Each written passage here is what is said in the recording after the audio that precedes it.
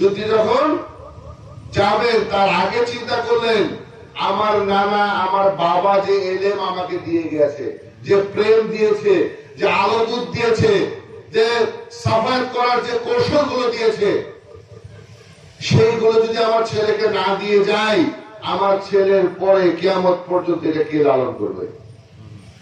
কথা কি বুঝতে পেরেছেন? তখন কি করলেন জানেন? ইমাম জালালউদ্দিনকে বললো বাবা আমার বুকের মধ্যে আয়।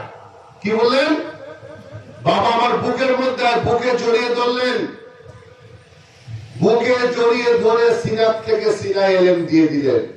বললো আমার নানা রাসূল খুদা সাল্লাল্লাহু আলাইহি সাল্লাম যে এলেম আমাকে দান করেছিলেন, বাবা আমি তোমাকে পূর্ণাঙ্গ রূপে সেটা ঢেলে দিয়ে গেলাম।